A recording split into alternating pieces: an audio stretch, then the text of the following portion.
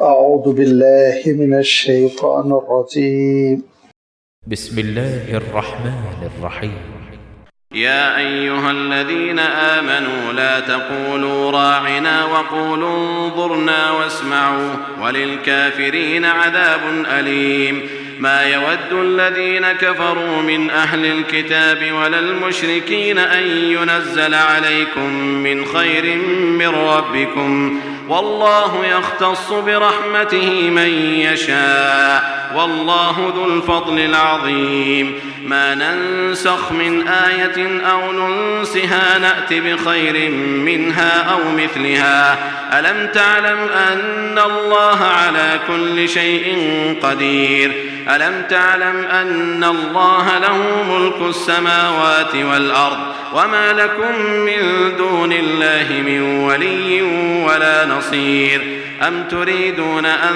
تسألوا رسولكم كما سئل موسى من قبل ومن يتبدل الكفر بالإيمان فقد ضل سواء السبيل ود كثير من أهل الكتاب لو يردونكم من بعد إيمانكم كفارا حسدا من عند أنفسهم من بعد ما تبين لهم الحق فاعفوا واصفحوا حتى يأتي الله بأمره إن الله على كل شيء قدير وأقيموا الصلاة وآتوا الزكاة وما تقدموا لأنفسكم من خير تجدوه عند الله إن الله بما تعملون بصير وقالوا لن يدخل الجنة إلا من كان هودا أو نصارى تلك أمانيهم قل هاتوا برهانكم إن كنتم صادقين بلى من أسلم وجهه لله وهو محسن فله أجره عند ربه ولا خوف عليهم ولا هم يحزنون صدق الله العظيم. الحمد لله رب العالمين والصلاة والسلام على سيد المرسلين وعلى آله وأصحابه أجمعين أما بعد. سورۃ البقرہ کا یہ رکوع نمبر 13 ہے جس کے بھی آپ کے سامنے تلاوت کی گئی. اس 13ویں رکوع کا آغاز ہو رہا ہے آیت نمبر 104 سے اور اختتام ہو رہا ہے آیت نمبر 112 پر. اس طرح کل یہ 9 آیتوں میں اللہ تعالیٰ نے جہاں سلسلہ کلام کو جاری رکھا کہ مغضوب علیہم جو غضب کے لعنتوں کے اللہ تعالیٰ کی پھٹکار کے مستحق ہوئے ان کی حرکتیں کیا ہوتی ہیں, ان کی سازشیں کیسی ہوتی ہیں اور ان کا غیر انسانی غیر اسلامی تو کہیے ہی مت, ان کا غیر انسانی عمل کیسا ہے اس کا بیان فرمایا, اس کا تذکرہ فرمایا. اور اسی اسنا اللہ تعالیٰ نے ایمان والوں کو بھی بعض ہدایتیں عنایت فرمائی, عمل کرنے کے لیے بعض احکام عنایت فرمائے. گفتگو ہو رہی تھی بنی اسرائیل کی. آیت نمبر 39 سے تذکرہ شروع ہو چکا ہے. یا بنی اسرائیل انی فضلتکم علی العالمین, یا بنی اسرائیل اذکروا نعمتی التی انعمت علیکم وانی فضلتکم علی العالمین. اللہ تعالیٰ کے اس فضل کو یاد کرو کہ اللہ تعالیٰ نے تم کو ہدایت دی تھی, اللہ تعالیٰ نے تمہارے درمیان نبیوں اور رسولوں کو بھیجا تھا, اللہ تعالیٰ نے تم کو دینی قیادت عطا کی تھی لیکن تم نے بڑی ناقدری کی, اللہ تعالیٰ کے احکام سے روگردانی کی, مخالفتیں کی, نبیوں کو ستایا, پریشان کیا.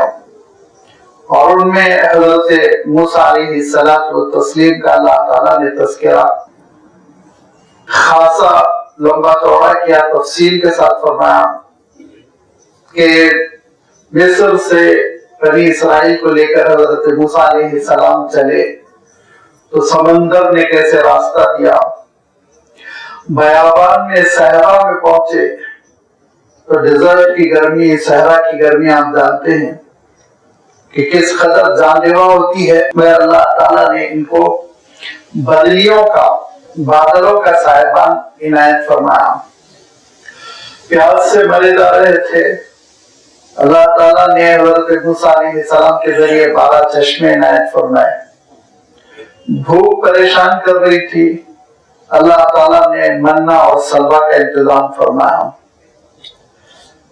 حضرت موسیٰ علیہ السلام تربیت فرما رہے تھے، تورات پر عمل کرنے کی دعوت دے رہے تھے، انہوں نے انکار کیا اور کہا کہ سن تو لیا، عمل نہیں کریں گے، یہاں تک کہ جبل طور کا پہاڑ سروں پہ چڑھایا، زلزلے کی کیفیت تھی، ایسا لگتا تھا کہ ان کے اوپر طور دے مارا جائے گا اور یہ پچک کر رہ جائیں گے، جلدی سے کہا کہ اے موسیٰ طور کو اپنی جگہ دے دیے، ہم بات مانیں گے، بڑی زبردستی سے انہوں نے تورات کو تھامنے کا وعدہ کیا، لیکن حضرت موسیٰ علیہ السلام بقید حیات ہے، اسی اثناء شرک میں ملوث ہوئے بچڑے کی پوجا کی، حضرت موسیٰ علیہ السلام درمیان میں ہے، ایک فیصلہ فرما رہے ہیں، گائے ذبح کرنے کا اللہ کا حکم سنا رہے ہیں، نخرے کیے انہوں نے، حضرت موسیٰ علیہ السلام فلسطین چلنے کی دعوت دے رہے ہیں، صحرا سے نکل کر شہر میں پہنچے، حضرت موسیٰ علیہ السلام کی بات ماننے سے انکار کر رہے ہیں، یہ تو ان کی تاریخ۔ پھر حضرت موسیٰ علیہ السلام کے بعد اللہ تعالیٰ نے جن نبیوں کو، رسولوں کو بھیجا، وَقَفَّيْنَا مِن بَعْدِهِ بِالرُّسُلِ، ان سارے نبیوں اور رسولوں کے ساتھ ان کا جو معاملہ رہا وہ اتنا بھیانک اور وہ اتنا بہترین کہ اللہ تعالیٰ نے 2 ہی 3 جملوں میں ان کی تاریخ بیان کر دی کہ ان میں سے بعض نبیوں اور رسولوں کو تو انہوں نے قتل کرنے کی کوشش کی اور بعضوں کو قتل بھی کر ڈالا، شہید کر ڈالا۔ تاریخ بتاتی ہے کہ انہوں نے حضرت زکریا علیہ السلام کو شہید کیا، انہوں نے حضرت یحییٰ علیہ السلام کو شہید کیا، انہوں نے حضرت عیسیٰ علیہ السلام کی شہادت کا پورا انتظام کیا۔ اللہ تعالیٰ نے حضرت عیسیٰ علیہ السلام کو معجزاتی طور پر آسمان پر اٹھا لیا۔ فرمایا یہ ان کی تاریخ ہے، ان سے کیا توقع رکھتے ہیں کہ یہ اللہ کے رسول صلی اللہ علیہ وسلم کی بات ماننے فرما بردار ہو جائے۔ باءوا بغضب من اللہ، یہ اللہ کے غضب کے مستحق ہوتے رہے، ہر بار انہوں نے جب نبیوں اور رسولوں کے ساتھ نافرمانی کی، ان پر اللہ کا غضب نازل ہوتا رہا۔ اور بھی بہت ساری چیزوں کا تذکرہ آیا ہے، لازم بات ہے ان کی تشریح، ان کی تفصیل اپنے اپنے وقت پر گزرتی چلی گئی۔ اخیر میں جو بات ہوئی تھی گزشتہ اتوار کے، اتنے بذوق تھے کہ اللہ تعالیٰ نے نبیوں پر جو کلام نازل فرمایا، تورات اللہ تعالیٰ نے عنایت فرمائی، انجیل اللہ تعالیٰ نے عنایت فرمائی، بیچ میں زبور کی دعائیں ان کو ملی، لیکن یہ ساری اللہ کی نعمتوں کو چھوڑ کر پیچھے پڑے رہے تو کس چیز کے؟ جادوگری کے۔ جادوگری، جادو کرنا، ٹونے کرنا، عملیات کرنا، سفلیات کرنا، میاں بیوی میں دوریاں ڈالنا، خاندانوں میں جھگڑے پیدا کرنا، یہ تو ان کا ذوق، یہ تو ان کی تاریخ ہے۔ اور عالم یہ ہے کہ جن کو یہ خود فرشتے مانتے ہیں، چاہے وہ حضرت جبرائیل امین ہو یا اور دیگر فرشتے، ان کے بارے میں خود کہتے ہیں کہ ہم تو جبرائیل کے دشمن ہیں، جبرائیل ہمارے دشمن ہیں۔ اللہ تعالیٰ ارشاد فرماتا ہے جو جبرائیل کا دشمن وہ اللہ کا دشمن۔ کیوں؟ حضرت جبرائیل امین اپنی مرضی سے کوئی کام نہیں کرتے، کوئی بھی فرشتوں کے اندر بغاوت یا خلاف ورزی یہ ایلیمنٹ ہی نہیں ہے، ان کے مزاج میں ہی نہیں ہے، وہ کر ہی نہیں سکتے۔ ایسی نورانی مخلوق ہے کہ فرما برداری ہی فرما بردار۔ حضرت جبرائیل جو کچھ بھی لاتے ہیں اللہ کے حکم سے لاتے ہیں، اور ان کو جلسی یہ تھی جس کا آگے بھی تذکرہ آ رہا ہے کہ بنی اسماعیل میں کیوں وحی آنے لگی، بنی اسماعیل میں کیوں نبوت آ گئی، بنی اسرائیل سے یہ نعمت کیوں چھین لی گئی۔ تو اپنے کالے کرتوتوں پر دیکھو، اپنی حرکتوں پر دیکھو، لگاتار تم نے 2000 سال اللہ کے نبیوں اور رسولوں کے ساتھ گستاخی کی، مذاق اڑایا، تکلیف پہنچائی، شریعت کو بدلنے کی کوشش کی، اللہ کے احکام کو تبدیل کیا، اللہ کے کلام میں تحریف کی۔ کون سی خطا ہے جو تم نے نہیں کی؟ پھر بھی یہ چاہتے ہو کہ یہ نعمت تمہاری خاندان میں، تمہاری قبیلے میں ہے، یہ کیسے ہو سکتا ہے؟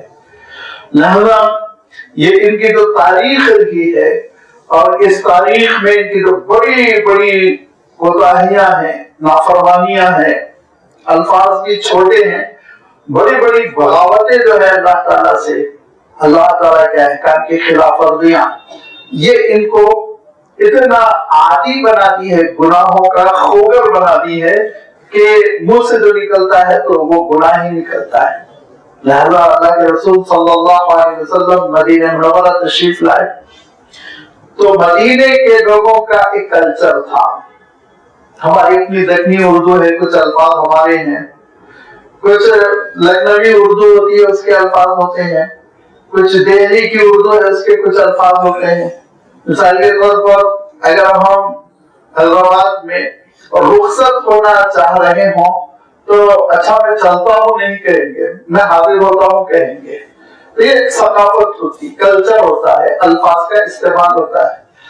مدینہ منورہ کی عربی میں، مدینہ منورہ کے استعمالات میں ایک لفظ کا استعمال تھا، اور وہ لفظ تھا راعنا، جس کے معنی ہوتے تھے میری طرف التفات کیجئے، میری جانب توجہ کیجئے۔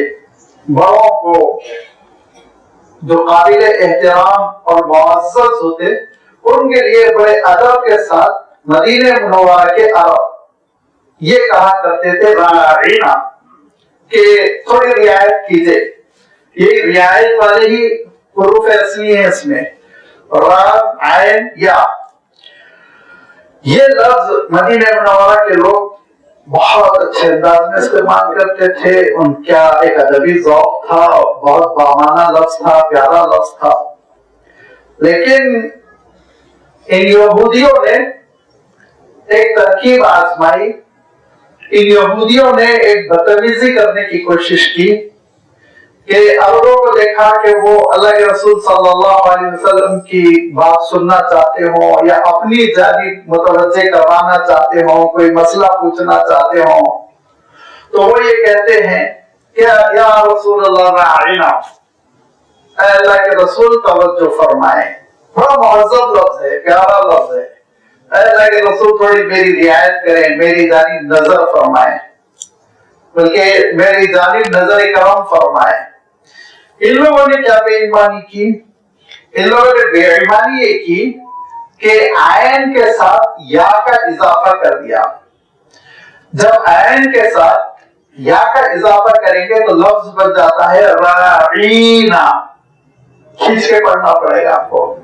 اس لیے عربی میں حرکات پر، جس کو آپ لوگ زیر زبر پیش کہتے ہیں، عربی اصطلاح ہے حرکات، ضمہ، فتحہ، کسرہ، اس پہ بڑی توجہ دینا، یاد رکھیے۔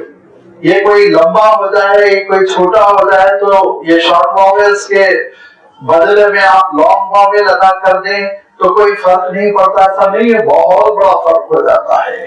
بہت حساس سینسیٹیو زبان ہے، بالکل ایسی ہے جیسے کہ میتھمیٹکس۔ اب اس سے پہلے ایک صاحب ناراض ہو گئے عربی کی تعریف کرنے پر، انہوں نے کہا کہ آپ اپنے سبجیکٹ سے کام رکھیے، اردو کے بارے میں تبصرہ مت کیجیے۔ میں تبصرہ نہیں کرتا ہوں، ایک طالب علم ہوں، تو میں آپ کو اپنی طالبانہ معروضات پیش کرتا ہوں کہ دیکھیے عربی زبان سینسیٹیو ہے، گرامیٹیکل لینگویج ہے وہ۔ اس میں مسئلہ یہ ہے کہ اگر ذرا آپ کھینچتان کر دیں تو معنوں میں بہت فرق ہو جاتا ہے۔ اگر آپ عین کے بعد یہاں یا رکھیں، دیکھیے قرآن مجید میں دیکھیے عین کے بعد یا نہیں ہے، عین پہ زیر ہے کسرہ اور فوراً نون ہے راعینا، یوں پڑھا جائے گا راعینا. لیکن وہ یہ بےہودہ حرکت کرتے تھے کہ راعینا. اب راعی عربی میں کہتے ہیں شیفرڈ کو، چرواہے کو، بکریاں چرانے والا. اور اب وہ اللہ کے رسول صلی اللہ علیہ وسلم کو پیچھے سے پکارتے. کیسے پکارتے؟ یہی کھینچ کے، اور یہ کہتے کہ یا راعینا، اے میرے چرواہے، اے میرے چرواہے. پلٹ کے دیکھو کتنی بدتمیزی ہو گئی اور کس قدر گستاخی. اللہ کے رسول صلی اللہ علیہ وسلم ان کی حرکتوں کو سمجھتے تھے لیکن بہت نظر انداز فرماتے تھے. آپ صلی اللہ علیہ وسلم کا مزاج عفو و درگزری، لیکن اللہ تعالیٰ کو پسند نہیں آیا کہ اپنے رسول کے ساتھ گستاخی ہو. جو اللہ کے رسول صلی اللہ علیہ وسلم کے ساتھ گستاخی کرتا ہے وہ گویا اللہ کے خلاف محض کھل لیتا ہے. لہذا اللہ تعالیٰ نے فرمایا اے ایمان والو، یا ایھا الذین آمنوا لا تقولوا راعنا. لفظ راعنا کا استعمال ترک کر دو. مہذب ہے، عمدہ ہے، اچھا ہے، تم عادی ہو، تمہاری زبانیں اس کی عادی ہیں، ختم کر دو. کیوں؟ اس لیے کہ یہ گستاخان رسول کا شیوا ہے. اب اس کو انہوں نے اختیار کر لیا، تو مت اختیار کرو. اب وہ اس کو غلط استعمال کر رہے ہیں، ایکسپلائٹ کر رہے ہیں، لہذا اب تم اس کو استعمال نہ کرو، احتیاط کرو. حالانکہ عرب جب کہے گا پورے سلیقے سے کہے گا. عرب غلطی تھوڑی کرتا ہے، اعراب میں عرب غلطی نہیں کرتا ہے، ان کی اپنی مادری زبان ہوتی ہے. تو فرمایا باوجود اس کے کہ تم صحیح بولو گے اور مفہوم میں کوئی غلط بات نہیں ہوگی، اس کے باوجود بھی تم چھوڑ دو، کیونکہ اب یہ یہودیوں کا شیوا ہے اور اس میں مکاری ہے، اور اس میں شرارت ہے، اس میں بدتمیزی کی بو آتی ہے. ترک کر دو. ترک کر دیا، نہیں پوچھا مدینے والوں نے کہ اللہ کے رسول اتنا معذب لفظ ہے، صدیوں سے ہم استعمال کر رہے ہیں، تو ہم تھوڑی غلطی کر رہے ہیں، غلطی تو وہ کر رہے ہیں، ہم استعمال کریں تو کیا حرج ہے؟ ہماری ادبیت میں کمی ہو جائے گی؟ نہیں، بس اللہ کا حکم آیا، ختم. فرمایا کہ وقول انظرنا. انظر، آپ جانتے ہیں ہماری طرف نظر کیجئے. انظر فعل امر ہے نظر سے، تو کہا کہ تم کہو انظرنا، اب ہماری طرف دیکھیے. یہ لفظ کہو تم، راعینا کا لفظ ہی استعمال ختم کر دو، اس کا ترک کر دو اس کا استعمال. اور اس استعمال کے بجائے تم کو یہ نیا لفظ دیا جا رہا ہے انظرنا، ہماری جانب توجہ فرمائیے، دیکھیے نظر سے. آپ جیسے میں نے کہا نا، آپ ہماری نظر کرم فرمائیے. ٹھیک ہے، یہ لفظ تم استعمال کرو. اس میں ڈنڈی مارنے کی یہودیوں کو گنجائش نہیں رہے گی، اس میں یہ یہودی بے ایمانی نہیں کر سکیں گے. لہذا پتا چل جائے گا کہ کون صادق الایمان راسخ العقیدہ مسلمان ہے، کون منافق ہے. لہذا واسمعوا، بات سنو، بات سنو، تم کو اس پہ عمل کرنا ہے. اور اللہ تعالیٰ نے اس لیے بھی ارشاد فرمایا کہ یہودی یہ کہا کرتے تھے کہ سمعنا و عصینا، سن تو لیا، کام میں بات پڑ گئی، مانیں گے نہیں، اطاعت نہیں کریں گے کہتے تھے. یہ ہم سے آپ مطالبہ مت کیجئے کہ جو بات کہی جا رہی ہے اس پہ ہم عمل پیرا ہو جائے، یہ ہم سے نہیں ہو سکے گا. سن لیے، ٹھیک ہے، اچھی بات ہے آپ نے کہہ دی. فرمایا تم ان کے راستے پہ نہ چلو، تم جب کبھی سنو تو اس پہ عمل کرو. وَلِلْكَافِرِينَ عَذَابٌ أَلِيمٌ، اور ایسے کافروں کے لیے تو دردناک عذاب ہے.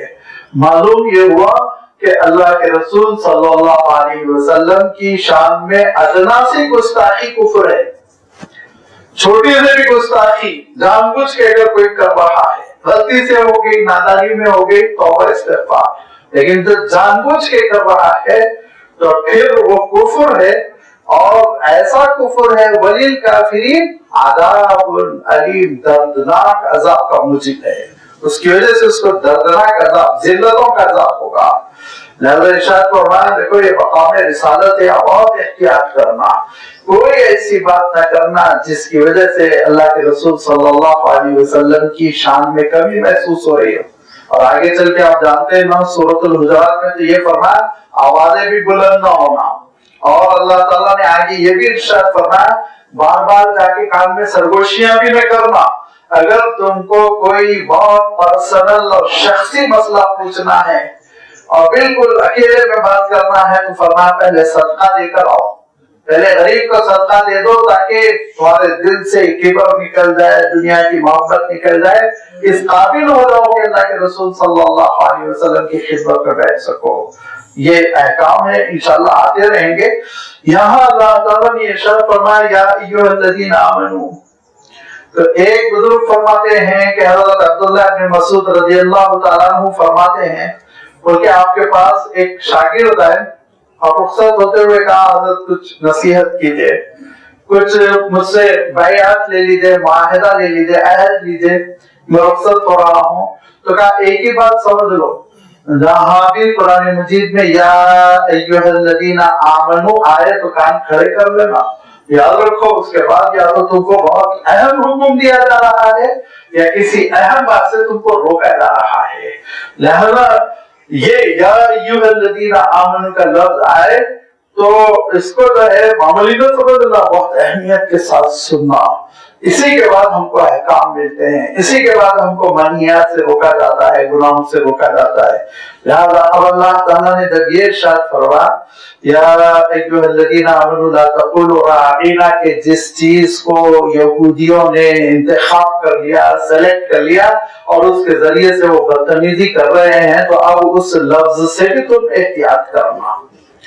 امام ابن کثیر رحمۃ اللہ علیہ نے یہاں پہ ایک پوری بحث چھیڑ دی، ایک چیپٹر ہے ان کا مطلب کا، اور انہوں نے جو یہاں پر ڈسکس کیا ہے، جو ایک چیپٹر بنا دیا، ایک عنوان بنا کر بڑی لمبی چوڑی بحث کی، وہ عنوان ہے آپ صلی اللہ علیہ وسلم کا ایک ارشاد مبارک، جس کو متعدد محدثین نے اپنی کتابوں میں بیان کیا، جس میں آپ صلی اللہ علیہ وسلم ارشاد فرماتے ہیں من تشبہ بقوم فہو منہم۔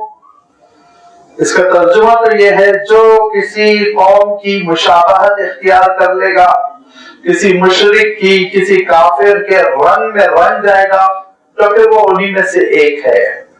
طویل حدیث یہ ہے کہ اللہ کے رسول صلی اللہ علیہ وسلم نے ارشاد فرمایا، خطبہ دیا اور یہ کہا دیکھو میری بعثت آخری بعثت ہے، اب میرے بعد بحیثیت رسول جو میں بھیجا جا چکا ہوں، اب قیامت ہی قیامت ہے، کوئی رسول اور نبی درمیان میں نہیں آئے گا۔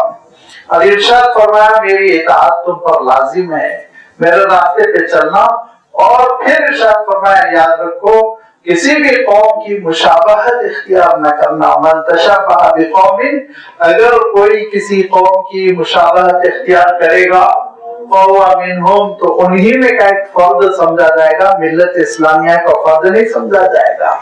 لہذا امام ابن کثیر رحمۃ اللہ علیہ فرماتے ہیں کہ اس آیت میں اور اللہ کے رسول صلی اللہ علیہ وسلم کے اس ارشاد میں النہی الاکید والوعید الشدید لمن تشبہ بقوم فی افعالہم واقوالہم ولباسہم، فرمایا کہ جو کسی قوم کا لباس اختیار کرتا ہے، ان کا انداز، بات چیت، اسٹائل مشرکانہ قوموں کا، یہ جو اہل کتاب بگڑ گئے ہیں، کافر بنے ہوئے ہیں ان کا، تو فرمایا ان کے لیے بہت ہی سخت وعید ہے، اتنی سخت وعید ہے فرمایا کہ یہ اہل کتاب ایک لفظ یوز کرتے تھے، یہودی ایک لفظ یوز کرتے تھے، اس لفظ سے ملتا جلتا لفظ استعمال کرنے سے اللہ تعالیٰ نے نہ صرف روک کیا بلکہ کہا انکار کرنے والوں کے لیے دردناک عذاب ہے، وللکافرین عذاب الیم۔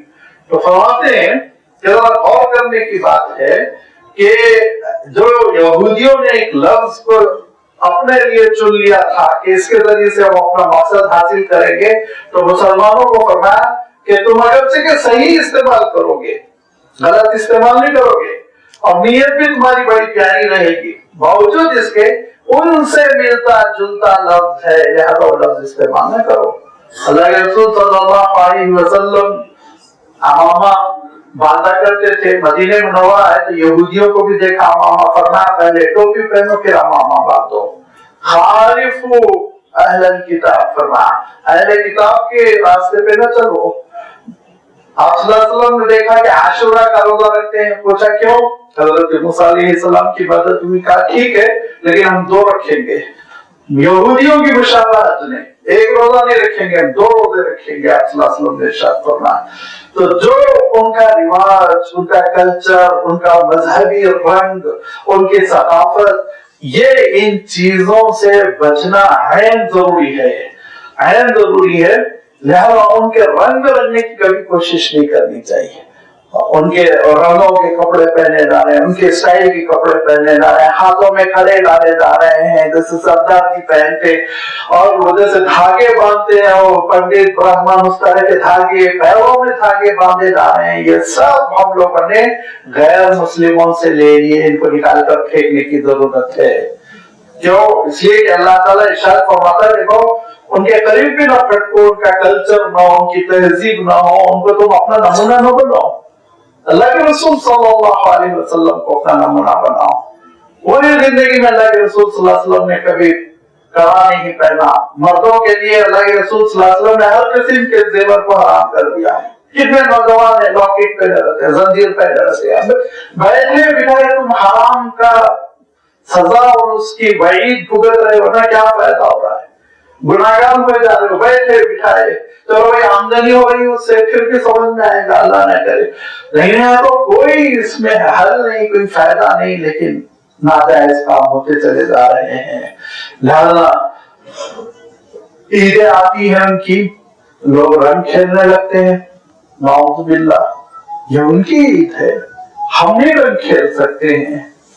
आज मुसलमान लड़कों को देखा कि उनके हाथ पे वो बंधा हुआ है, वो क्या जो खवातीन बांधती राखी बांधे हुए हैं, ये हराम है, नाजायज है, ये दूसरी कौम का शियार है, आपको करने की इजाजत नहीं है। ये मत समझिए इस्लाम सेकुलरिज्म का नाम है, ये भी चलेगा वो भी चलेगा, हरगिज़ नहीं। इस्लाम एक आइडेंटिटी है, एक शरीयत है, एक कानून है, अल्लाह के रसूल की सुन्नत है, अल्लाह के रसूल का तरीका है। लक़द काना लकुम फ़ी रसूलिल्लाहि उस्वतुन हसना, हमारे आइडियल अल्लाह के रसूल सल्लल्लाहु अलैहि वसल्लम है। हम लिबास आप सल्लल्लाहु अलैहि वसल्लम की तरह पहनने की कोशिश करेंगे, हम अल्लाह के रसूल सल्लल्लाहु अलैहि वसल्लम के अंदाज में बैठकर खाना खाने की कोशिश करेंगे। आखिरी बात है, जब हम सोने लगेंगे तो हम सुन्नत याद करेंगे, कोशिश करेंगे कि अल्लाह के रसूल सल्लल्लाहु अलैहि वसल्लम कैसे लेटते थे वैसे ही हम भी लेटे।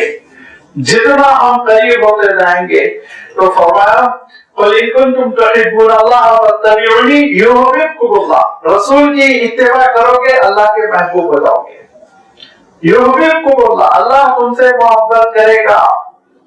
हम तो अल्लाह से मोहब्बत करने ही करना है, लेकिन यहाँ तो फजीलत और दुगना हो जाएगी, महबूब खुदा वो बन जाएगा जो इत्तिबाए रसूल करेगा, इत्तिबाए रसूल। इतना सब कुछ होने के बावजूद फरमाया बस्माऊ, सुनो सुनो मुसलमानों सुनो, लेकिन सुनने के लिए तैयार नहीं।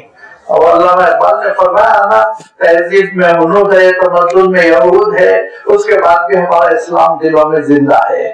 अल्लाह ताला इस हकीकत को समझने की तौफीक इनायत फरमाए कि अब आप सोचिए कि कितना हसास मसला है इस्लाम का, कि एक लफ्ज वो इस्तेमाल कर रहे हैं तो कहा मुसलमानों तुम भी होगा, रुक जाओ, वो लफ्ज इस्तेमाल न करो। और इस पर भी आप सहाबा पर अपनी जाने निछावर कर दीजिए, उन्होंने कोई दलील नहीं मांगी, उन्होंने कोई हुज्जत नहीं की, डिक्शनरी लेके उन्होंने लफ्ज की वजाहत नहीं की। राइना में क्या बुरा है, अल्लाह के रसूल बिलावल हमको रोका जा रहा है, आज रोकते हैं मत करो बर्थडे, कहते हैं लोग केक खाने में क्या जा रहा है, अरे केक रोज खाओ भाई, ये तकरीब ईसाइयों की है, ये तकरीर ईसाइयों की है, इसमें गुरूर है, इसमें बिला वजह के लहवियात हैं।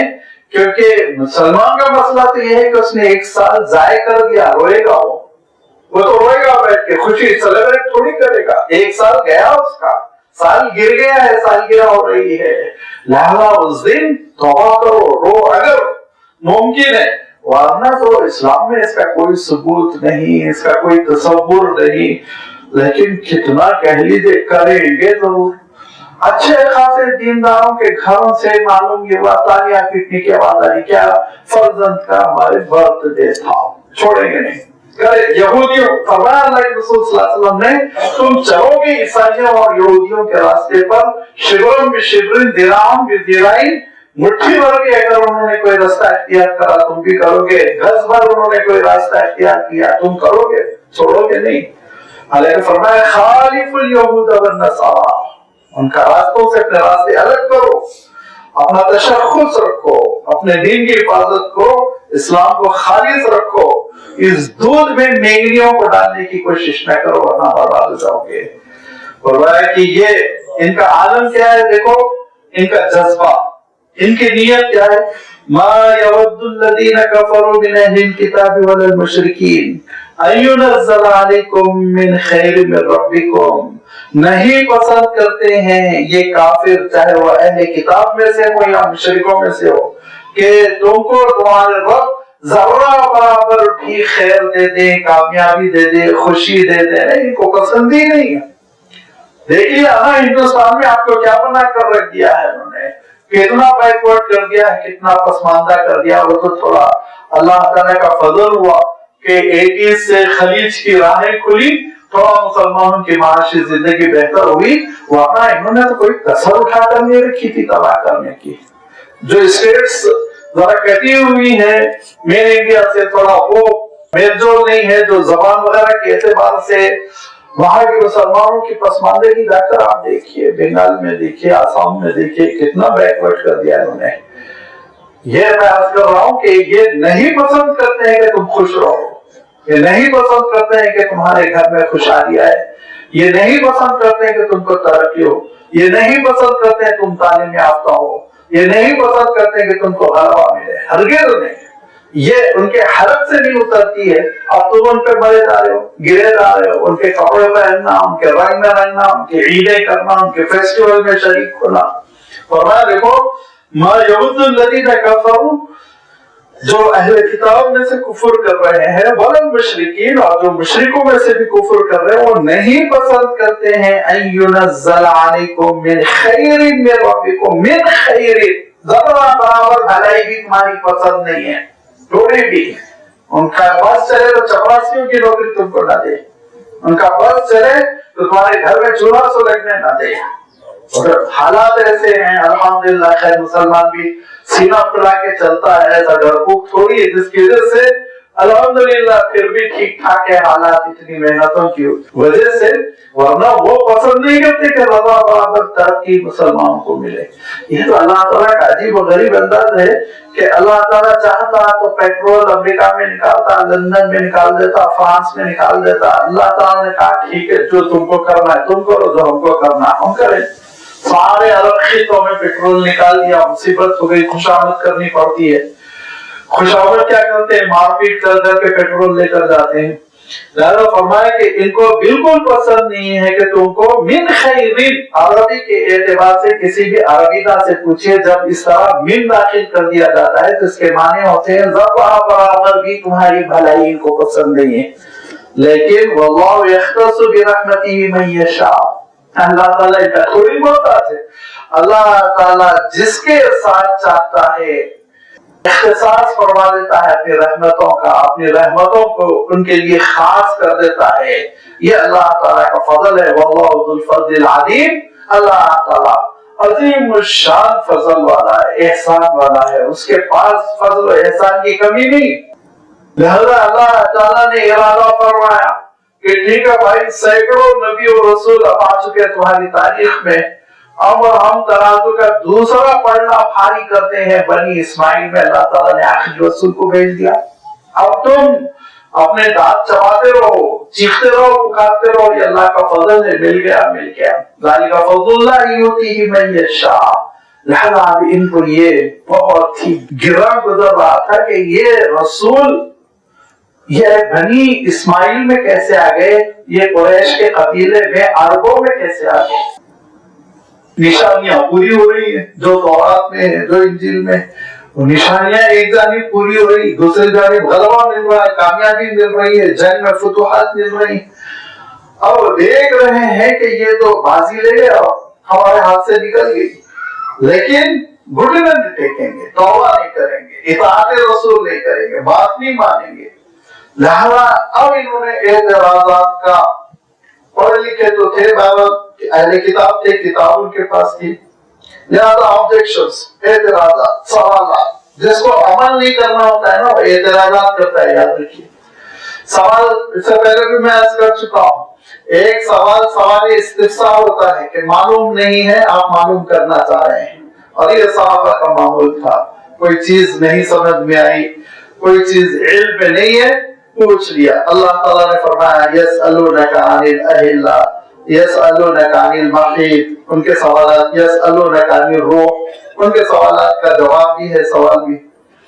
لیکن ایک سوال ہوتا ہے اعتراض کا، اعتراض کرنا، یہ جو میڈیا کرتا ہے، ہنساؤ ان کو، لاجواب کرو، ادھر سے سوال ادھر سے سوال۔ یہ ان کے سوالات میں سے ایک سوال یہ تھا، اور اتنا اہم ہے یہ مسئلہ، آگے چل کے بہت بڑا معاملہ اس سے ریلیٹڈ ہے، ابھی سے آپ ذہن کو تیار کر لیجیے۔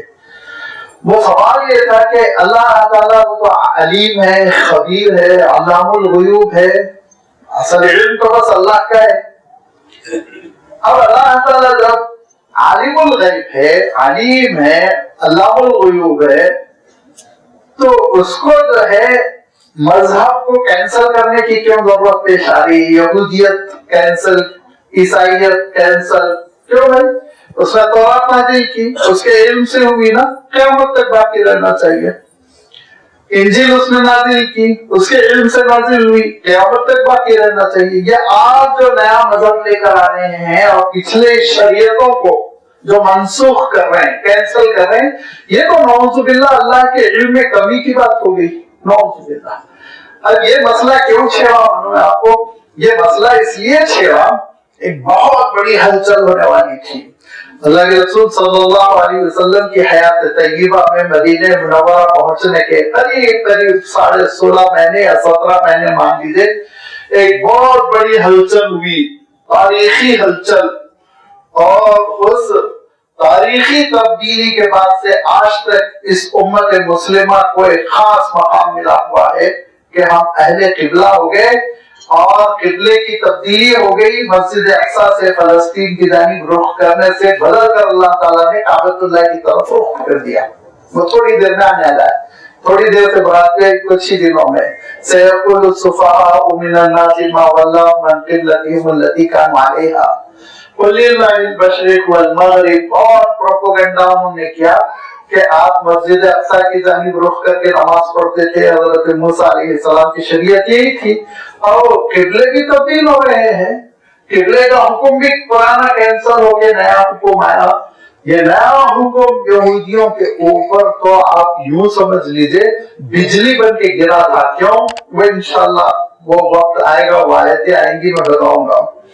یہاں اب ذہن سازی ہو رہی ہے، اور ان کے اس اعتراض کو کہ بھائی مذہب کو مذہب کیسے کینسل کر رہا ہے، دین کو دین کیسے کینسل کر رہا ہے؟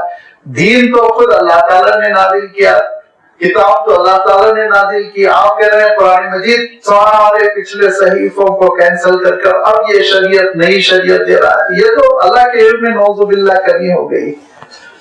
یہ تو بڑے چالاک، لیکن اعتراض بڑا بیوقوفی کا تھا، کیونکہ یاد رکھیے یہ جو منسوخ ہوتا ہے حکم، منسوخ کے معنی جو کینسل کر دیا گیا، اور ناسخ ایک چیز ہوتی ہے جو کینسل کرتی ہے۔ نیا حکم ناسخ، پچھلا حکم جو کینسل شدہ ہے وہ منسوخ۔ یہ اس کا تعلق اللہ کے علم سے نہیں ہے، اللہ کے علم سے اس کا کوئی تعلق نہیں ہے، اس کا تعلق بندوں کی مجبوریوں سے ہے۔ یہ ہمارے اور آپ کے لحاظ سے ناسخ و منسوخ کا مسئلہ ہے۔ لہذا فرمایا ما ننسخ من آیت، ہم نہیں منسوخ کرتے ہیں کسی بھی آیت کو، اور ننسیہا، یا اس کو ہم فراموش نہیں کروا دیتے ہیں، الا یہ کہ نأتی بخیر منہا او مثلہا، کہ ہم اس سے بہتر حکم لے کر آتے ہیں، یا کم سے کم اس کے مثل ہی حکم لے کر آتے ہیں۔ تبھی ہم پچھلے حکم کو منسوخ کرتے ہیں۔ کیوں؟ الم تعلم ان اللہ علی کل شیء قدیر، نہیں جانتے ہو تم اللہ تعالیٰ ہر چیز پر قدرت رکھتا ہے، یہ اس کا حکم ہے۔ اس نے حکم بھیج دیا، نیا آرڈیننس آیا، پچھلے آرڈیننس کو کینسل کر دیا گیا۔ کیوں؟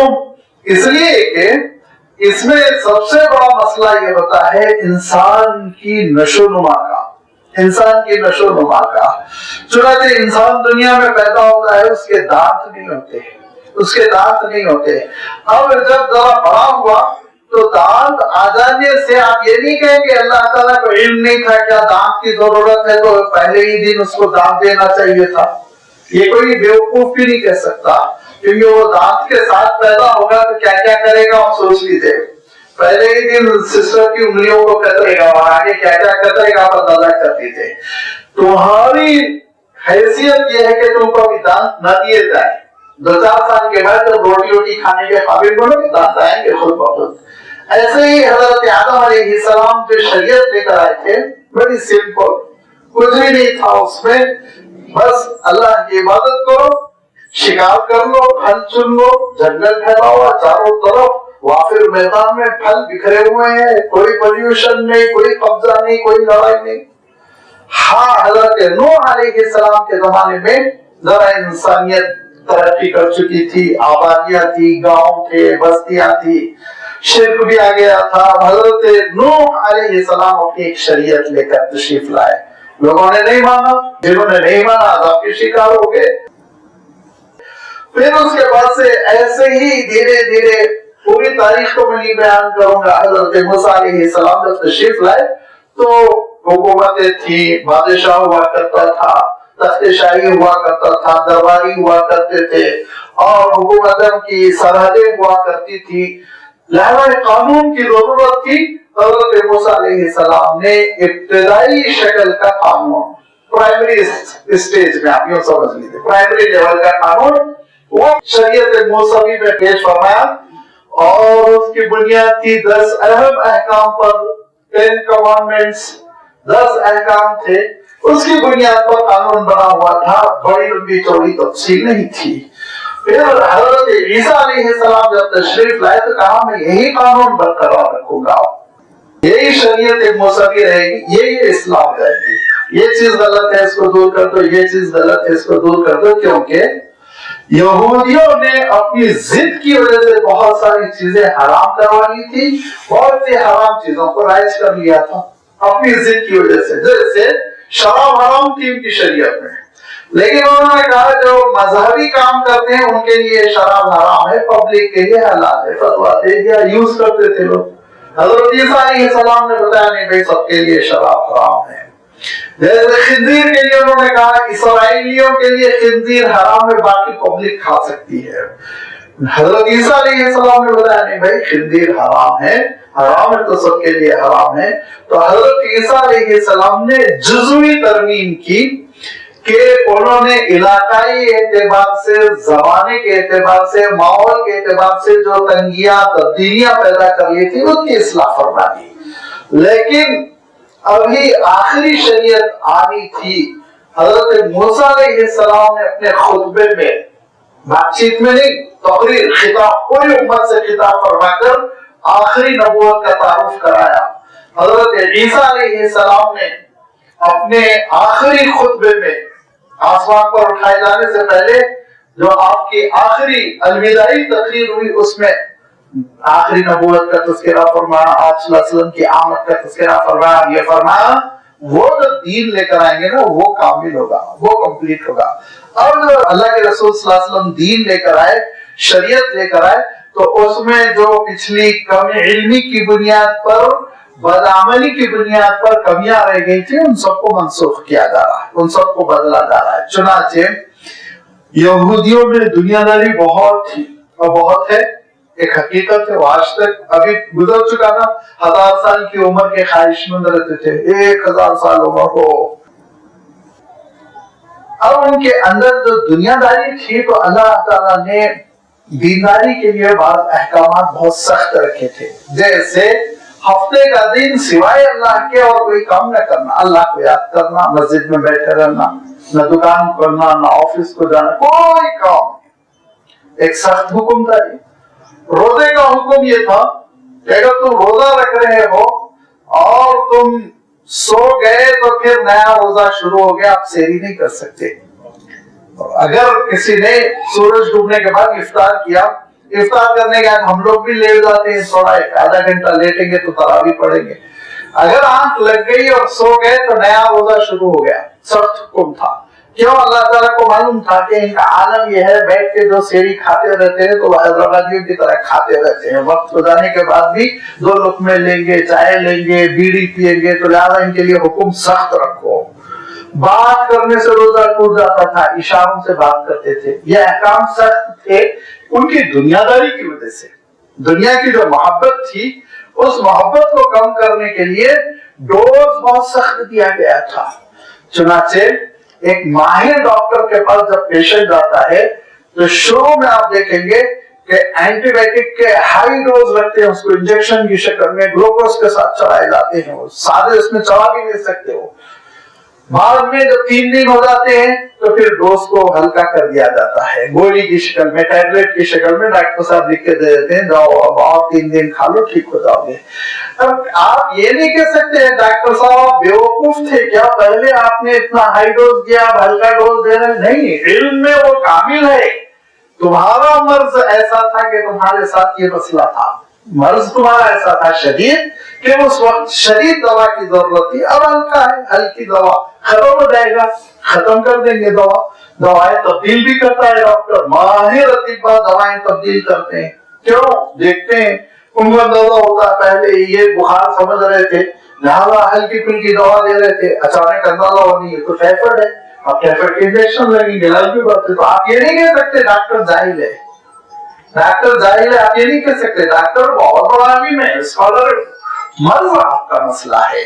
تو یہ انسانوں کے مسائل تھے کہ انسانوں کی امتوں کی عقل ناقص تھی، علم ناقص تھا، وسائل زندگی محدود تھے، لہذا اللہ تعالیٰ نے ویسے ہی احکام ان کو دیے تھے۔ اب آپ صلی اللہ علیہ وسلم کے زمانے میں انسانیت بالغ ہو گئی، علم کامل ہو گیا اور ریسرچ کی دنیا شروع ہو گئی، سائنٹیفک سوچ آ گئی، لہذا اللہ تعالیٰ نے آخری شریعت دی اور اس کی بنیاد اللہ کی کتاب کو رکھا۔ اللہ کی کتاب سے یہ شریعت پھوٹتی ہے تو پھر ارشاد فرمایا کہ ہم پچھلے حکم کو اگر کینسل کرتے ہیں، منسوخ کرتے ہیں اور کوئی نیا حکم لاتے ہیں تو اس میں نعوذ باللہ اللہ کے علم میں کمی، اللہ کو مشورے کی ضرورت، اللہ کو احکام تبدیل کرنے کی ضرورت نہیں، یہ مسئلہ نہیں ہے، یہ تمہارا مسئلہ ہے۔ الم تعلم ان اللہ لہ ملک السماوات والارض، کیا تم نہیں جانتے کہ اللہ تعالیٰ زمین و آسمان کا مالک ہے، لہذا وہ جو حکم تم کو دے وہ حکم تمہارے لیے حکم ہے۔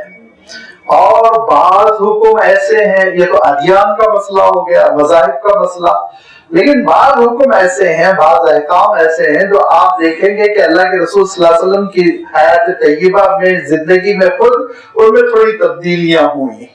لہذا پہلے لوگوں نے پوچھا یسألونک عن الخمر، شراب کے بارے میں فتویٰ لینا چاہتے ہیں تو اے نبی آپ ان سے یہ کہیے اتنے یہ شراب کے عادی ہیں، اتنے شراب کے عادی ہیں، اب ان کی اچانک اگر شراب روک دی جائے، لڑائی جھگڑے، بیویوں کو ماریں گے، گھروں میں مصیبت کریں گے، لہذا ان سے یہ کہہ دیا جائے کہ قل فیہما اسم کبیر، کہ ان میں گناہ تو بہت بڑا ہے، اسم کبیر، اور تھوڑا کچھ نفع ہے۔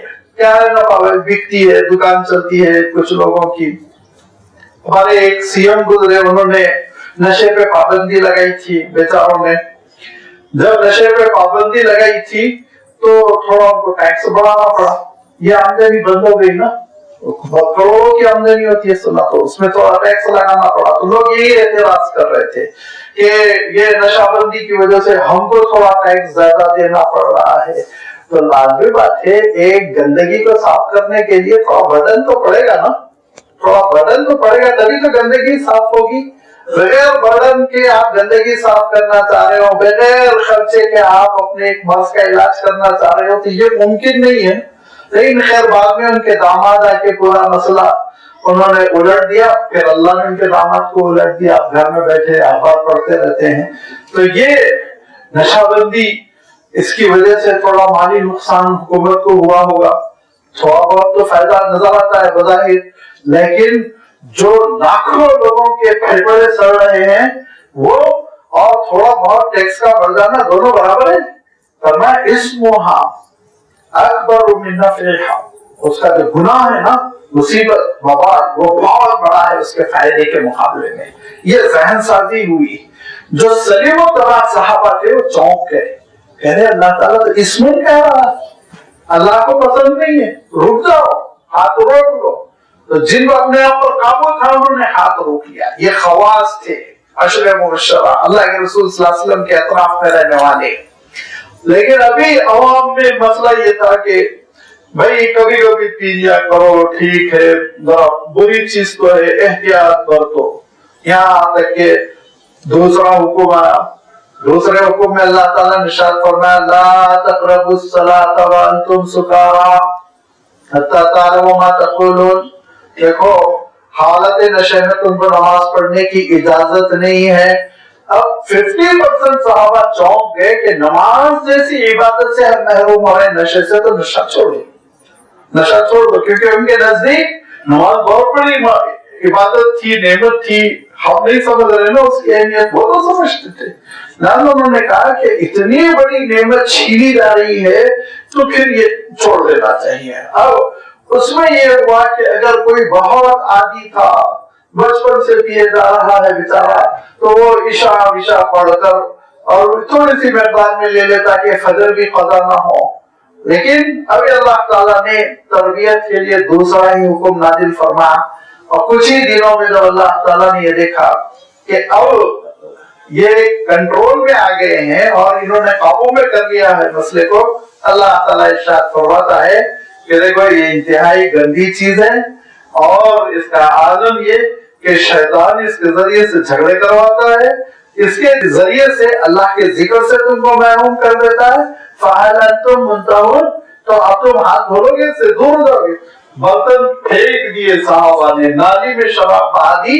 कहने वाले ने कहा कि इसमें थोड़ा नींबू डाल दो, सिरका बन जाएगा। कहा इस गंदी चीज को मैं रखना ही नहीं चाहता, और शराब को नालियों में बहा दिया, बर्तनों को तोड़ दिया, जिस कश्ती में सर्व की जाती थी वो कश्ती ट्रे को तोड़ दिया, जिस गिलास में पीते थे वो गिलास को तोड़ दिया। 5 बर्तन ऐसे थे जो फेंक दिए गए, मदीने मुनव्वरा में निकाल दिए गए कि शराब का कोई असर अब इस्लामी सोसाइटी में बाकी न रहे। ये हुक्म जो मनसूख होता गया, एक के बाद दीगरे, इसमें तरबियत मकसूद थी, इसमें तरबियत मकसूद थी। कौन से अहकाम ऐसे हैं जो खालिसतन तरबियत के लिए शुरू में नर्म हुक्म नाजिल हुआ, बाद में फिर धीरे धीरे धीरे धीरे पाबंदियां आयत की गई। इसमें नौज़ुबिल्लाह अल्लाह की जात, उसके इल्म का कोई अमल दखल नहीं, वो तो आलिमुल गैबी व शहादा। ये इंसानों का नक्स, इंसानों की कमी, इंसान मुसीबत में पड़ जाते हैं, मखलूक का इम्तिहान हो जाता। अल्लाह ताला ने बंदों की नरमी के लिए ऐसा किया। और ये अहकाम है, उन्हीं अहकाम में फिर ये हुक्म आने वाला है जिसका मैंने इशारा किया कि लोग जो है वो रुख करके नमाज पढ़ते थे मस्जिद अक्सा का, फलस्तीन की जानिब। लेकिन धीरे धीरे अल्लाह ताला ने इनके ज़हनों को तैयार किया, और जब ज़हन इतने तैयार हो गए कि आप सल्लल्लाहु अलैहि वसल्लम आसमान की जानिब देखा करते थे कि कब फरिश्ता ये वही लेकर आएगा कि अब किबले की तरफ, काबे की तरफ रुख करो। हमने देख लिया कि आप बार बार आसमान की जानिब निगाह उठाकर देख रहे, फिर इश्तियाक पैदा हो गया, अल्लाह का हुक्म आया। नासिख और मंसूख ये कि कौन सा हुक्म मंसूख है, कौन सा हुक्म नासिख कर रहा है, कैंसिल करवा रहा है, ये इंतहाई बहुत ही दकीक इल्म है, हर एक के बस का नहीं है। बहुत जिन्होंने अल्लाह ताला की किताब में जिंदगी बसर कर दी वो जाकर समझते हैं क्यों, कौन सी आयत पहले नाजिल हुई, कौन सी बाद में नाजिल हो रही है, पता चलना चाहिए। इसके लिए बहुत तहकीक करनी पड़ती है, पूरे हदीस के जखीरे को, पूरे सहाबा की जिंदगियों को छानबीन करना पड़ता है। क्यों? उसी में सहाबा बयान करते हैं ना, पहले वो आयत नाजिल हुई थी, बाद में ये आयत नाजिल हुई थी। लिहाजा उससे पता चलता है कि कौन सी चीज मनसूख है, कैंसिल कर दी गई, कौन सी चीज बाकी है। हज़रत अली रज़ी अल्लाह तआला अन्हु मस्जिद तशरीफ लाए, जो हमारी जैसे एक साहब बात कर रहे थे। हज़रत अली ने बात कर लेने के बाद उनको बुलाया, बुलाने के बाद कहा कि वास तो खूब कर रहे हो, लहक लहक करो, नासिख और मनसूख तुमको मालूम है? तो उन्होंने कहा नहीं। तो कहा कल से तुमको वास करने की इजाजत नहीं, कल से तुमको वास करने की इजाजत नहीं है। जब तुम कुरान पाक के उलूम से वाकिफ नहीं हो تو تم کو کہاں سے حق مل گیا کہ تم امت کی رہنمائی کرنے کے لیے لمبی لمبی تقریریں کرو؟ تو لمبی لمبی تقریریں ہو رہی ہوں تو مقررین سے آپ بھی ایک بار پوچھ لیجیے، ناسخ و منسوخ سے واقف ہے؟ اگر نہیں ہے تو ان کی چھٹی کر دیجیے، لفافہ مت دیجیے پھر۔ یہ علم میں گہرائی ہونی چاہیے، مطالعہ ہونا چاہیے، اللہ کی کتاب کا مطالعہ ہو، اللہ کی کتاب کی تشریح کرتی ہیں حدیثوں کا مطالعہ ہو۔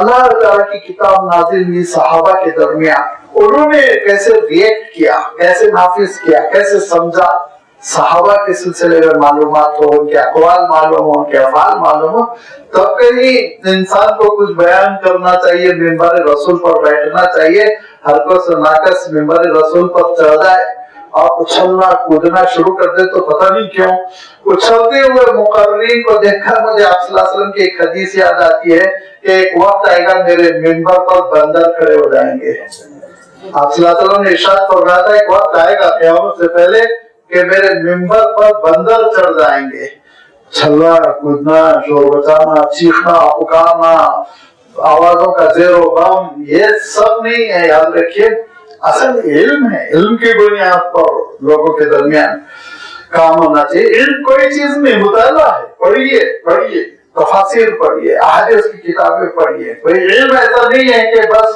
کسی کو اللہ تعالیٰ نے وہابی طور پہ دے دیا باقی سب محروم، نہیں، جو لگے گا اس میدان میں اللہ تعالیٰ اس کے سینے کو کھولے گا۔ والذین جاہدوا فینا لنہدینہم سبلنا، جو محنت کرتا ہے تو اللہ عطا کرتا ہے، یاد رکھیے ہدایت کے راستے کھولتا ہے۔ علم تعلم، نہیں جانتے ہو ان اللہ لہ ملک السماوات والارض، زمین و آسمان کی شہنشاہیت بس اللہ کی ہے۔ وما لکم من دون اللہ من ولی ولا نصیر، اور اللہ سے ہٹ کے نہ کوئی تمہارا کارساز ہے اور نہ ہی کوئی مددگار۔ ان تريدون ان تصلوا رسولکم، تم بھی کیا اسی طرح کے اعتراضات اپنے رسول سے کرنا چاہتے ہو؟ کما سئل موسیٰ من قبل، جیسے کہ حضرت موسیٰ سے پوچھے گئے۔ سوال بڑا اعتراض، یاد رکھو اگر ایسے کرو گے تو ہدایت اور توفیق چھین لی جائے گی۔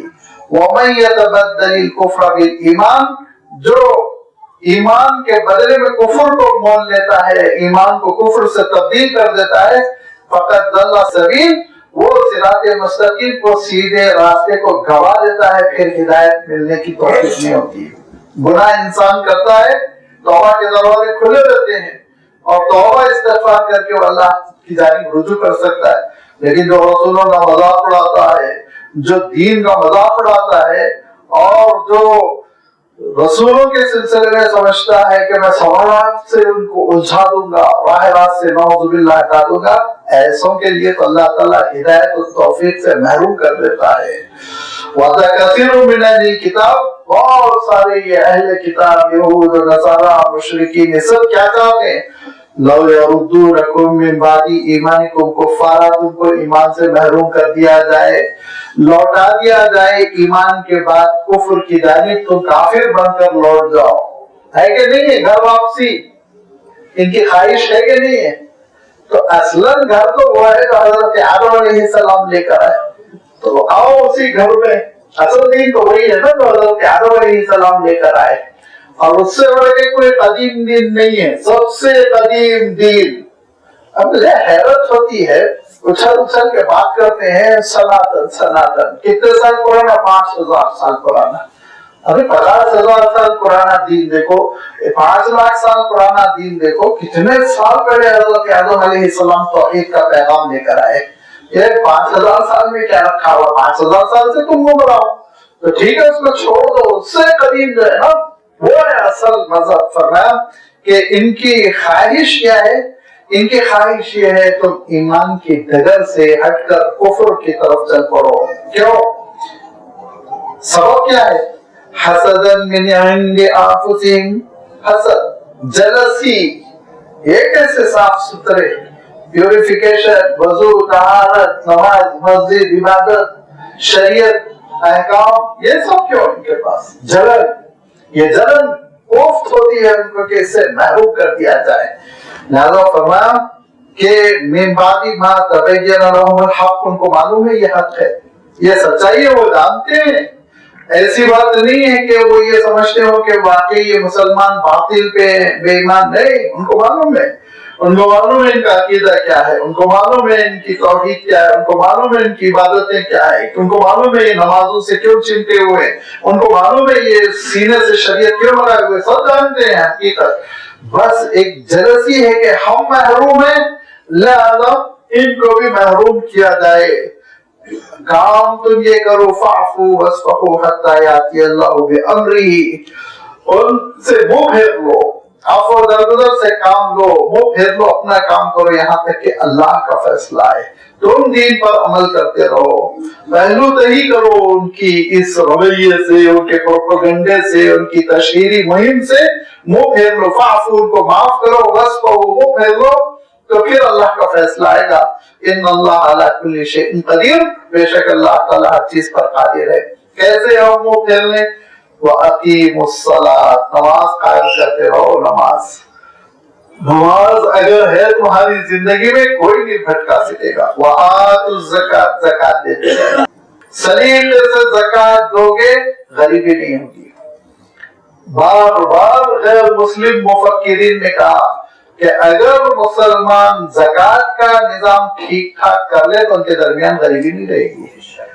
زکات کے سلسلے میں جو غلطیاں ہوتی ہیں، کوتاہیاں ہوتی ہیں، جس کو اللہ تعالیٰ سخت ناپسند فرماتا ہے کہ جب تک میرے پاس لاکھ سوا لاکھ تھے بڑی اس سے خوشی سے اعلان کے ساتھ 2000 2500 زکات دیتا رہا، لیکن جیسے ہی میرے پاس آگے 100 کروڑ اللہ تعالیٰ نے چھپر پھاڑ کے دے دیا تو 2.5 کروڑ دینا ہے نا، اب دیکھیے ہیلے باہر نے اور ایسی باتیں، میں تو ٹیکس دے رہا ہوں، تو دے رہے ہو تم، حکومت کو دے رہے ہو، رائے خدا بھی تھوڑی خرچ کر رہے ہو، ایسی باتیں کریں گے، آپ حیرت کریں گے۔ میں بیان کروں نہ کروں سمجھ میں نہیں آتا کہ بسا اوقات بعض لوگوں کا عالم یہ ہے کہ اپنی زکات سے اپنے ڈرائیور کو، اپنے چپراسی کو، اپنے گھر میں کھانا پکانے والی کو تنخواہ دیتے ہیں، سمجھتے زکات ادا ہو گئی، ہرگز نہیں۔ معاوضے میں جو دیا جاتا ہے وہ کبھی زکات نہیں ہوتی، کبھی نہیں ہوتی۔ زکات وہاں دینا ہے جہاں بدل کا کوئی تصور نہ ہو، بدلے کا کوئی تصور، عوض کا کوئی تصور نہ، وہاں زکات دینا ہے۔ یہ ہے زکات کہ ہاں آپ اپنے غریب رشتہ داروں پر بے شک دے سکتے ہیں، اپنے محلے کے غریبوں پہ دیجیے، غریب پڑوسی پہ دیجیے، لیکن جہاں مبادلہ دینا ہے وہاں زکات دے کر آپ یہ سمجھے میں غریب کی مدد کر گیا، یہ بے ایمانی ہے۔ لہذا فرمایا دیکھو نماز ٹھیک ٹھاک رکھو، زکات دیتے رہو، تو کیا ہوگا؟ وما تقدموا لانفسکم من خیر تجدوہ عند اللہ، جو کچھ تم اللہ تعالیٰ کے پاس اپنے لیے بھیج دو گے وہ بہت بہتر ثابت ہوگی۔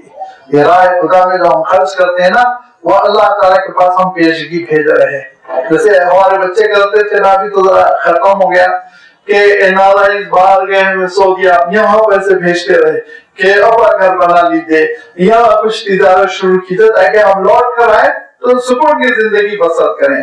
ایسے ہی آخرت کے لیے اگر ہم بھیجتے رہیں، اللہ تعالیٰ کے پاس جمع کرتے رہیں، تو پھر اس کا جو ہم کو اجر ملے گا وہ تو بس آخرت میں پتا چلے گا، اس کی اہمیت جو ہے اور وہ جو لافانی ہے نہ ختم ہونے والا، اور جو اس کی مقدار، وہ زبان عاجز ہے اس کے بیان سے، کس مقدار میں اجر ملے گا میں اور آپ تصور نہیں کر سکتے۔ اللہ کے رسول صلی اللہ علیہ وسلم نے خطاب فرماتے ہوئے ارشاد فرمایا، تم میں سے کون کون وہ لوگ ہیں جس کو اس کے وارث کا مال اپنے مال سے زیادہ پسند؟ آپ صلی اللہ علیہ وسلم نے فرمایا کہ وہ شخص ہاتھ اٹھائے جس کو اپنے وارث کا مال، بیٹے کا مال، پوتے کا مال، اہلیہ محترمہ کا مال زیادہ پسند ہو اپنے ذاتی مال کے مقابلے میں۔ سب خاموش۔ ایک آدھ صاحب نے کہا اللہ کے رسول اپنا مال ہم کو پسند رہے گا، بیٹے کا، پوتے کا، نواسے کا، بیوی کا، بیوہ کا، یہ کیوں ہم کو پسند رہے گا؟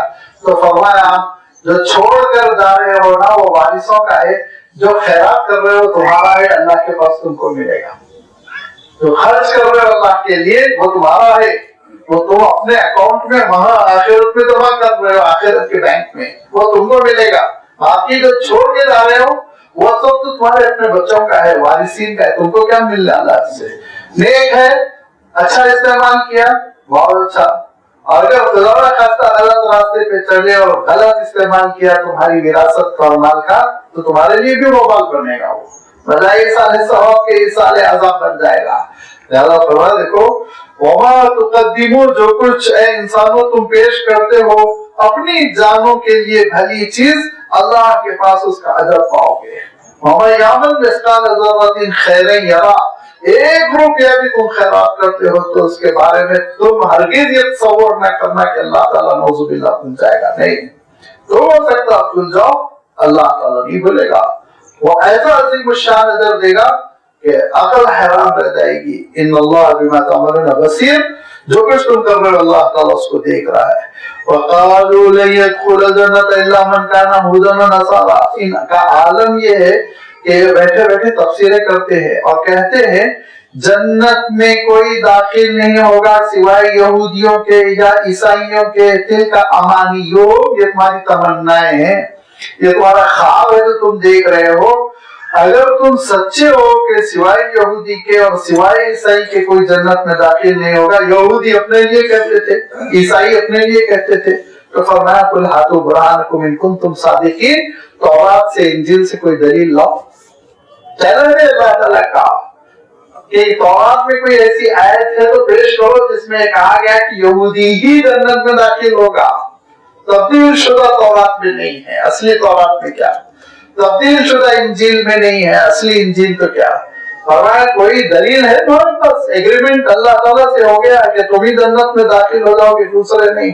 فرمایا نہیں، اسلام ان نظریات کو پیروں تلے رونتے ہوئے اعلان کرتا ہے، اللہ کی کتاب یہ اعلان کرتی ہے، اللہ تعالیٰ کا دین یہ اعلان کرتا ہے، بلا من اسلم وجہہ للہ، جس نے اپنی ذات کو اللہ کے سپرد کر دیا، وہ محسن، اور وہ عمل میں ٹھیک ٹھاک ہے، اچھا ہے، فَلَهُ أَجْرُهُ عِنْدَ رَبِّهِ، اس کا اجر رب کے پاس ملے گا، اگرچہ کہ وہ شودر کیوں نہ ہو، اگرچہ کہ وہ کالا کیوں نہ ہو، اگرچہ کہ وہ برہمن کیوں نہ ہو، اگرچہ کہ وہ یورپ کا گورا کیوں نہ ہو، اگرچہ کہ وہ یہودی کیوں نہ رہا ہو، اگرچہ کہ وہ عیسائی کیوں نہ رہا ہو، اگرچہ کہ وہ بہت ہی نچلے طبقے کا کیوں نہ رہا ہو، ساری ذات پات کو ختم کر کے کہا صفات۔ اگر تمہارے اندر یہ صفت ہے، نمبر ایک من اسلم وجہہ، وجہن چہرے کو کہتے ہیں، لیکن عربی میں جب کبھی یہ چہرے کا لفظ لایا جاتا ہے تو عربوں کا کہنا یہ ہے کہ چونکہ سب سے اچھا آرگن ہے باڈی کا، سب سے معزز آرگن ہے، اسی لیے جب ہم وجہن کہتے ہیں تو پورا جسم مراد ہوتا ہے، پورا جسم۔ گھر کے بڑے کو بلا لیا تو آپ سمجھتے ہیں نا بال بچے تو ساتھ ہی آئیں گے، تو ایسے ہی عربوں کی ایک تعبیر ہے، ان کے ایک طریقہ ہے، فصاحت و بلاغت سمجھی جاتی ہے کہ جب کبھی چہرے کا ذکر ہو تو پورا وجود مراد ہوتا ہے۔ فرمایا جو اپنے وجود کو، اپنی ذات کو اللہ کے حوالے کر دے، فرما بردار من اسلم وجہہ للہ، وہ یہودی تھیا اس سے بحث نہیں، عیسائی تھا اس سے بحث نہیں، وہ حبشی ہے اس سے بحث نہیں، وہ گورا ہے اس سے بحث نہیں، وہ کالا ہے اس سے بحث نہیں، وہ برہمن ہے تو اللہ کی نعمتوں سے محروم رہے گا ایسا نہیں، وہ ہریجن ہے تو اللہ کی نعمتوں سے محروم رہے گا ایسا نہیں۔ بس صفت پیدا کرو، ایک تو یہ کہ اسلام، اور وہ محسن، دوسرے احسان۔ اسلام ظاہر، احسان اندرون۔ نماز ہم جو پڑھ رہے ہیں فقہی نماز کہ بھئی ایک رکعت ہوگی، اس میں قیام ہوگا، پھر رکوع ہوگا، 2 سجدے ہوں گے، دوسری رکعت کے لیے کھڑے ہوں گے، پھر قیام ہوگا، تلاوت ہوگی، رکوع سجدے، یہ فقہی، یہ اسلام۔ احسان خشوع و خضوع، اللہ کے دربار میں حاضری کا جذبہ، حضوری کی کیفیت، تصور پورا، خیالات پورے اللہ کے لیے ہوں، یہ احسان۔ تو یہ 2 چیزیں مل کر پھر یہ اسلام کا صحیح وجود ہمارے اور آپ کے درمیان پیدا ہوتا ہے۔ فرمایا یہ 2 چیزیں اگر تمہارے اندر ہیں تو یاد رکھو تمہارا پروردگار تم کو بھولے گا نہیں، وہ اجر دے کر رہے گا۔ بہت ممکن ہے ہندوستان کا ایک ہریجن، اس کے اندر اسلام اور احسان ہو، وہ جنت الفردوس میں ہو، اور بہت ممکن ہے مدینے میں پیدا ہونے والا، مکہ مکرمہ میں پیدا ہونے والا وہ مغرب زدہ ہو تو وہ جہنم اور جنت کے بیچ میں لٹکا رہتا ہے۔ اللہ تعالیٰ کے پاس نہ علاقے ہے، نہ ذات پات، نہ رنگ و نسل، صفات۔ جس کی صفت اچھی ہے، تو اس کا عالم یہ ہے کہ اللہ کے رسول صلی اللہ علیہ وسلم ایک آزاد کردہ غلام سے جو بلیک ہے، کالے ہیں، حضرت بلال سے کہتے ہیں بلال کیا بات ہے، جنت میں جب میں معائنے کے لیے اسراء کے موقع پہ، معراج کے موقع پہ جا رہا تھا تو آگے آگے تمہارے چلنے کے قدموں کی آہٹ تھی، آگے آگے تمہارے چلنے کے قدموں کی آہٹ سنائی دے رہی تھی۔ رو پڑے حضرت بلال کہ میں ایک حبشہ کا معمولی سا غلام، چند دنوں پہلے مجھے خرید کے آزاد کیا گیا، میں جنت میں اللہ کے رسول صلی اللہ علیہ وسلم کے آگے آگے کیوں؟ صفت یہی اسلام احسان دو چیزیں پیدا کریں۔ ظاہر میں مطلوب ہے، یاد رکھیے گاڑی کی باڈی بھی ہونا چاہیے، بغیر باڈی آپ انجن کے اوپر گاڑی چلا لیتے ہیں، اور انجن بھی ہونا چاہیے، دونوں ہو تو گاڑی ہے آپ کی۔ جنت میں جو گاڑی داخل ہوگی ظاہر میں بھی اسلام ہو، اندرون میں احسان ہے، عمدگی کے ساتھ کام کیا جائے، شریعت کے مطابق کام کیا جائے اور حسن کے ساتھ کام کیا جائے۔ وَلَا خَوْفٌ عَلَيْهِمْ وَلَا هُمْ يَحْزَنُونَ، یہ صفت تمہارے اندر آ گئی تو تمہارے لیے نہ کوئی خوف کی بات ہے نہ غم کی بات ہے، فیوچر کا کوئی خوف نہیں تم کو کہ کیا ہونے والا ہے، اور پچھلی چیزوں میں جو تم نے پچھلی زندگی میں کھو دیا اس کا تم کو صدمہ بھی باقی نہیں رہے گا۔ اس حقیقت کو سمجھو، اس حقیقت کو نہ سمجھنے کی وجہ سے یہود مغضوب علیہم ہو گئے۔ کیا کہا انہوں نے؟